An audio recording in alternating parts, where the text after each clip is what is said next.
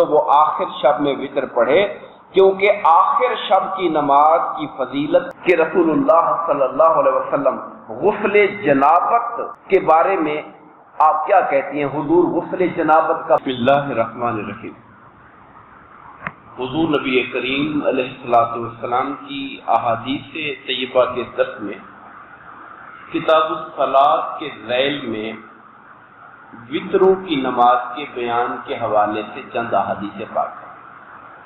عنوان تو وطروں کا باب ہے، مگر اس کے اندر کچھ اور اضافی مضامین کی احادیث بھی آئی ہوئی ہیں، میں چند کا ذکر کروں گا۔ حضرت سعد بن ہشام رضی اللہ تعالیٰ عنہ سے مروی ہے، اور حدیث پاک کے بیان سے پہلے دو پوائنٹس نوٹ کرنے والے ہیں۔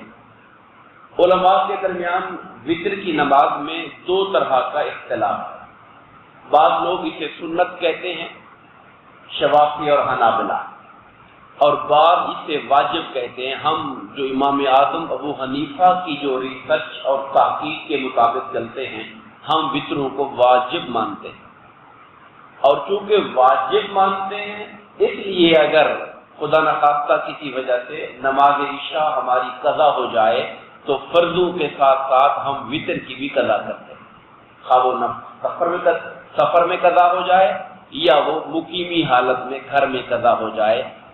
باقی جو آپ جانتے ہیں سنتیں ہوتی ہیں، ان کو بعد میں قضا نہیں کیا جاتا۔ فجر کی سنتوں کا استثناء ہے کہ وہ اس دن کی ظہر سے پہلے اگر ہم فجر کی قضا کرتے ہیں تو سنتوں کو بھی ان کی عظمت کی وجہ سے ساتھ پڑھ لیتے ہیں، ادروائز سنتوں کی قضا نہیں ہوا کرتی، واجب کی قضا ہوتی ہے۔ دوسرا اختلاف جو بڑا مشہور ہے مگر عام لوگوں کے ذہن میں نہیں ہے، اور کبھی سنتے ہیں تو پریشان ہو جاتے ہیں کہ وطر کی رکعتیں کتنی ہیں۔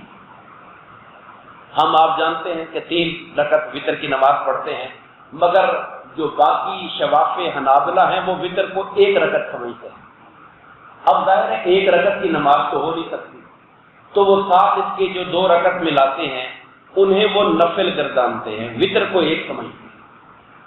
بس یوں سمجھ لے کہ یہ اعتقاد کے اندر فرق آ گیا کہ تینوں رکعتیں وطر کی ہیں، یا 2 نفل ملا کے تیسری رکعت پڑھ کے اس کو وطر کر دیا۔ وطر کا معنی ہوتا کیا ہے؟ وطر کا معنی ہوتا ہے کسی چیز کو طاق کرنا، جسے ہم کہتے ہیں 2 پہ تقسیم نہ ہو سکے، 3 5 7 9۔ جب آپ رکعتیں 3 پڑھیں گے یا 5 4 رکعتیں پڑھ کے 1 اوپر پڑھ دیں گے تو وطر ہو جائیں گے، 6 رکعتیں پڑھ کے 1 اوپر پڑھ دیں گے 7 ہو جائے گی تو وطر ہو جائیں گے۔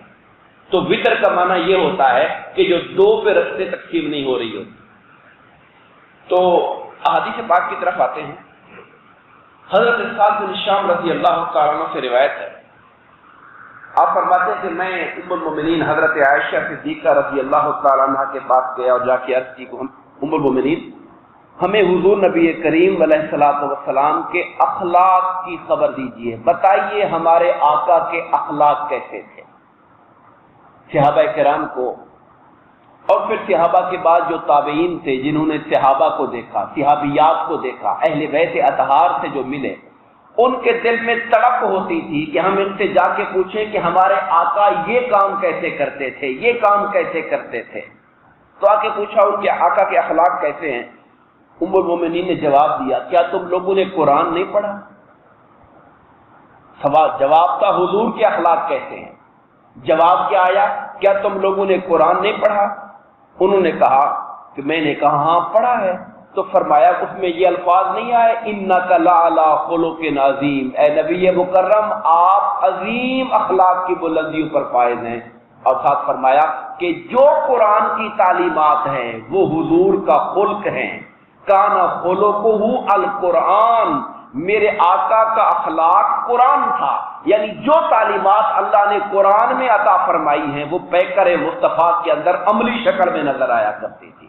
آپ کا اخلاق قرآن تھا۔ پھر انہوں نے عرض کی کہ ام المومنین مجھے بتائیے کہ آقا وطر کی نماز کیسے پڑھتے تھے۔ اب وہ حدیث پاک جو لے کر اصل آئے چیپٹر ٹاپک کی وجہ سے وہ یہ پوچھا وطر کی نماز کے بارے میں خبر دیں۔ ام المومنین نے فرمایا ہم سرکار کے لیے مسواک اور طہارت کا پانی تیار کر کے رکھتے تھے، رات کو ہی رکھ دیتے تھے کہ سرکار کسی ٹائم پہ اٹھیں तो आपकी मिसवाक भी तैयार रखी हो, पानी भी आपका तैयार रखा हो। तो रात में जब अल्लाह चाहता उन्हें उठाता, जब सरकार की दिल चाहता रात को उठते, आप मिसवाक करते, वुजू करते और 9 रकतें पढ़ते। अब 9 से मुराद ये है कि अगर उन आका नामदार ने 6 रकत जो है तहज्जुद की नमाज पढ़ ली और 3 रकत वितर पढ़ ली, और कभी आका अगर चाहते तो 8 रकत तहज्जुद पढ़ लेते, 3 रकत वितर, तो 11 रकतें पढ़ लेते। तो ये वितर तहज्जुद की तादाद को मिलाकर 2 से लेकर 8 और 12 तक की फिगर आता है तहज्जुद की रकतों का, तो 7, 3 और मिला के सरकार दो आलम उसको वितर बना दिया करते थे। अगली हदीस पाक हजरत जाबिर रज़ी अल्लाह तआला अन्हु से मरवी है। हुजूर नबी करीम अलैहिस्सलाम ने इरशाद फरमाया, जिस शख्स को अंदेशा हो कि वो आखिर शब में नहीं उठेगा, यानी तहज्जुद की नमाज के लिए, तो वो अव्वल शब में वितर पढ़ ले, यानी वो इशा की नमाज के बाद जब रात सोने से पहले वितर पढ़ ले। और जिसे आखिर शब में बेदार होने की उम्मीद हो तो वो आखिर शब में वितर पढ़े, क्योंकि आखिर शब की नमाज की फजीलत और शान की गवाही दी गई है। वो नमाज ज्यादा आला रुतबे की होती है जो आखिर शब में पढ़ी जाती है। अगर इंसान के लिए मुमकिन हो तो वो वितर को उस वक्त पढ़े, लेकिन अगर उस वक्त उठना यकीनी ना हो तो फिर शुरू में पढ़ लिया करे। हजरत आयशा सिद्दीक़ा रज़ी अल्लाह तआला अन्हा से एक बार पूछा गया कि हुजूर वितर किस टाइम पढ़ते थे, तो उन्होंने कहा कभी आका अव्वल शब में पढ़ते थे, कभी दरमियानी रात में पढ़ते थे, कभी आखिरी रात में पढ़ते थे, फजर का वक्त होने से पहले पहले। आप देखेंगे कि हुजूर नबी करीम अलैहिस्सलाम ने अपनी जिंदगी में जो अमल किए, उनमें अपनी उम्मत की राहत के लिए सरकार ने जो नवाफिल थे उनके औकात को एक वक्त मुतय्यन नहीं किया। उनके औकात में कभी अव्वल, कभी आखिर, कभी दरमियान के औकात को रखा, ताकि मेरे उम्मती को जो वक्त भी मिल जाए पढ़ने का, उसे हर वक्त में मेरी सुन्नत पर अमल करने का उसे सवाब मिल जाया करेगा। सरकार ने इसलिए आमाल के अंदर वुसअत रखी है, और कभी किसी वक्त पर और कभी किसी वक्त पर पढ़ा, ताकि हमारे लिए आसानी पैदा हो जाए। हजरत गुज़ैफ बिन अल हारिस से रिवायत है कि मैंने उम्मुल मोमिनीन हजरत आयशा सिद्दीक़ा से आकर पूछा कि रसूलुल्लाह सल्लल्लाहु अलैहि वसल्लम गुस्ल जनाबत के बारे में आप क्या कहती हैं? हुजूर गुस्ल जनाबत कब करते थे? यानी इंसान जब अपनी बीवी के साथ ताल्लुक कायम करता है, उसके बाद जो गुस्ल वाजिब हो जाता है उसे गुस्ल जनाबत कहते हैं। तो मैंने पूछा जाकर, तो उन्होंने कहा कि बहुत दफा सरकार अव्वल शब में गुस्ल कर लिया करते थे और बहुत दफा आखिर शब में गुस्ल कर लिया करते थे।